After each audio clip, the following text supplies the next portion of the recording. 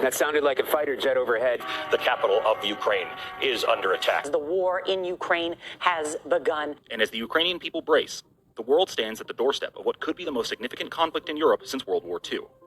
But the fighting on the ground is not as simple as Russia versus Ukraine. So who are the main players?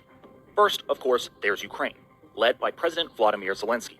There are a little over 44 million people living there, most of whom are Ukrainian and speak Ukrainian, with a small portion of the population who identify as ethnically Russian and speak Russian, although those two things are not necessarily mutually exclusive.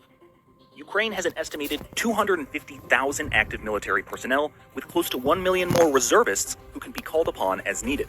Within the ranks of those reservists are a number of volunteer militias.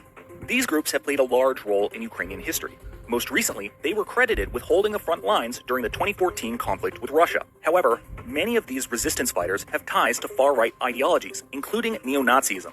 And if these groups rise to power, Ukraine could be facing a whole different set of problems from within. On the other side of this equation are the pro-Russian separatists within Ukraine, who, since 2014, have maintained de facto control of the eastern parts of the Donbas region, which includes Donetsk and Luhansk, the two breakaway states that Russian President Vladimir Putin recently declared to be independent. You may also remember that back in 2014, it was these pro-Russian separatists who shot down Malaysia Airlines flight MH17, killing all 283 innocent passengers.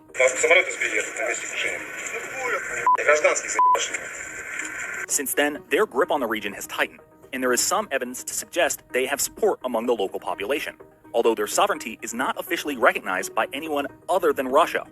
Although Russia is technically a democracy, Vladimir Putin has acted as head of state as both president and prime minister interchangeably to skirt term limits for more than 20 years.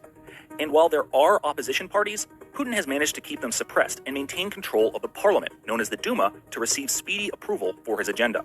Russia has just under 1 million active military personnel, about 20% of whom are being mobilized along its Ukrainian border, as well as in Belarus and an eastern enclave of Moldova.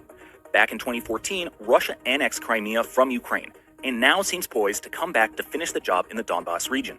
The final piece of this puzzle is the North Atlantic Treaty Organization, or NATO for short, which is a strategic alliance between the US, many European nations, including former Soviet and Eastern Bloc states, and others. Ukraine is not yet a member of NATO, and Russia would like to keep it that way.